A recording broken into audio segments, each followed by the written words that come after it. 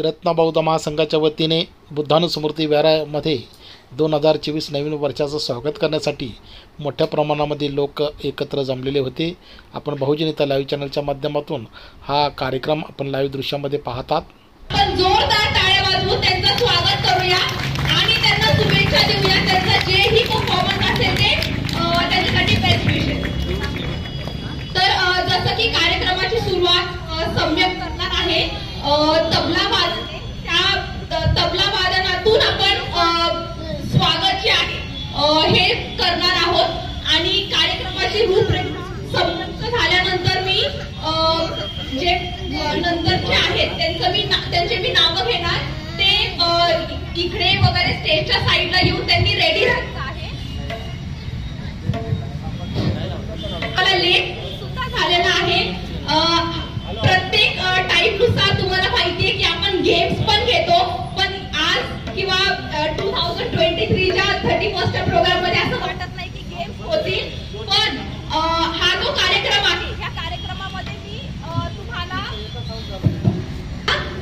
मराठी मधून काही कोडं विचारणार आहे. ठीक आहे, तर गेम नाही होणार आहे पण काही कोडे विचारणार आहे. त्याचं उत्तर जे आहे ते आपण सर्वांनी द्यायचं आहे. तर सम्यक तयारी करतोय, त्याच्या तयारी होतच आहे. त्याच्या पहिलं मी एक एक्झाम्पल देते फक्त. आणि मी हा पहिला जो कोड आहे किंवा पहिला जे प्रश्न आहे हे मी तुम्हाला विचारत आहे. तर छगन आणि मगन हे दोघं मित्र असतात. छगन आणि मगन हे दोघं मित्र असतात. नीट ऐका. छगनकडे एक कोंबडी असती आणि ती कोंबडी ती जेव्हा अंड देत असती तेव्हा ती कोंबडी मगनच्या घरी जाऊन अंड देते. तर ते अंडे कुणाचे झाले? अरे पण अंडे तर कोंबडीचे झाले ना, मगनचे कसे? असेच जे प्रश्न आहेत हे मी मधून मधून तुम्हाला विचारणार आहे. आणि जर आपल्याला टाइम भेटला तर नक्की मी टाइम न वेस्ट करता आपण सम्यकसाठी जोरदार टाळ्या वाजवून त्याचं स्वागत करतो.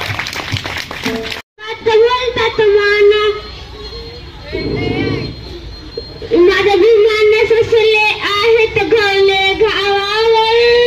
माझ्या भीमाने फसले आहेत घावले घावावर. तरी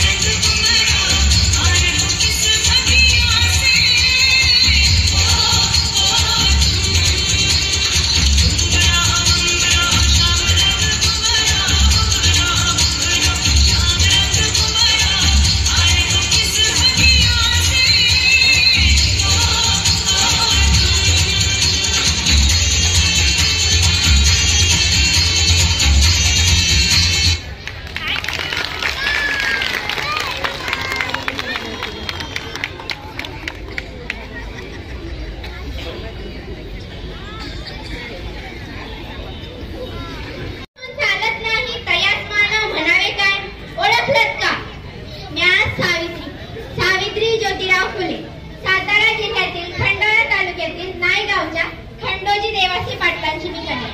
वयाच्या अवघ्या 9व्या वर्षी ज्योतिरावांशी माझा विवाह झाला. पण आता मला हळूहळू कळायला लागले होते की ज्या माणसाशी माझा विवाह झालाय तो कोणी साधा सुधारण नसून या जगाला आपण भलं, आपलं घर भलं आणि आपली माणसं भली, स्त्री पुरुष उच्च नीच असा लई भेदभाव. पण या सर्वांवर उपाय फक्त एकच, ते म्हणजे शिक्षण. शिक्षणाचा ध्यास हे एकच खूळ ज्योतिरावांच्या मनात होते. पण एकदा ज्योतिराव शिक्षणाचा प्रसार करत असताना फराळ नावाच्या ब्रिटिश मॅडम त्यांना म्हणाल्या, मिस्टर फुले, तुम्हाला शिक्षणाचा प्रसार करायचा आहे ना, so educate your woman first, because if a woman will educate the whole house will educate. पण तुम्ही माणसं तर स्त्रियांना घराच्या बाहेरच निघून देत नाही. सो बॅड मिस्टर फुले. झालं ते आले माझ्याकडे पाठी पेन्सिल घेऊन मला म्हणाले, सावित्री, आजपासून मी तुला शिकवणार. सुरू झाला माझा अभ्यास. काना, मात्रा, वेलांटी, आकार, उकार, बे के बे, बेदोनी 4, बेत्रिक 6, हात ध्यान. मी लिहायला शिकले, मी वाचायला शिकले आणि काव्य सुद्धा रचले. अशातच 1 जानेवारी, होय, शनिवार दिनांक 1 जानेवारी 1848 पुण्यातील भिडेवाड्यात आम्ही पहिली शाळा सुरू केली आणि मी पहिली शिक्षिका व मुख्याध्यापिका झाले. शेवगाड्यासारखं जगलात तर काम तमाम होईल, पण जर वाघासारखं जगलात ना तरच नाव होईल. पण धर्माचा वाचन, समाजाचा वाचन, धर्म बुडाला म्हणून कुठे मोठे होतील. अहो, एखाद्या सर्वसामान्य माणसाने जर शिक्षण घेतले तर कुठला धर्म बुडाला? इतका तकलादी कसा असू शकतो धर्म? धर्मासाठी माणूस असतो की माणसासाठी धर्म? अहो, शाळेत जाताना चिखल फेकला, ते सहन केलं, थुंकलं, तेही सहन केलं. पण आता मात्र माझ्या सहनशीलतेचा अंत झाला होता ना. अचानक एक धतिक माणूस माझ्या समोर येऊन म्हणाला, एक टवळे, कुठं निघालीस? आधी आमच्या पोरीबाईंना शिकवणं बंद कर. तुला तुझी आबरू प्यारी आहे की ते शिक्षण? स्वतःची ज्योतिरावांच्या पत्नी आहोत अशी घेतली आणि सटकन कानाखाली लावली आणि सुनावलं, आज आलायस तुझं थोबड फुटले, पण जर पुन्हा आलास ना तुझ्या रक्ताने ही धरती रंगवेल.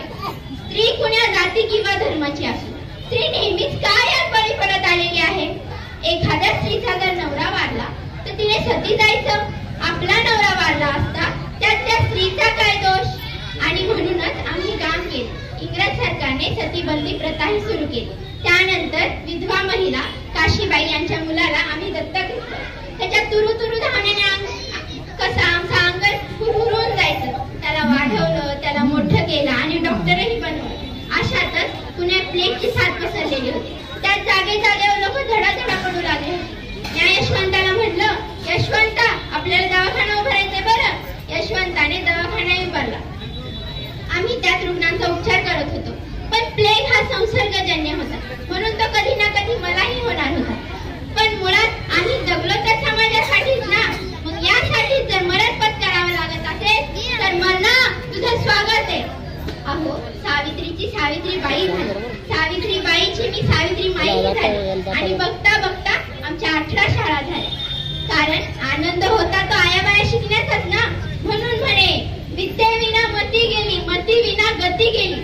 विद्येविना मती गेली, मती विना नीती गेली, नीती विना गती गेली, गती विना शूद्र खचले. आणि एवढे सगळे अनर्थ एका अविद्येने केले. म्हणूनच मुलींना वाचवा, मुलींना शिकवा आणि या देशाची साक्षरता वाढवा. कारण एक मुलगा शिकला ना तो एकटाच शहाणा होतो. का तर एक मुलगा शिकला ना तो एकटाच शहाणा होतो. पण जर मुलगी शिकली ना ती संपूर्ण घराण्याला शहाणी करते. म्हणूनच मुलींना वाचवा, मुलींना शिकवा आणि या देशाची साक्षरता वाढवा. धन्यवाद. मला आता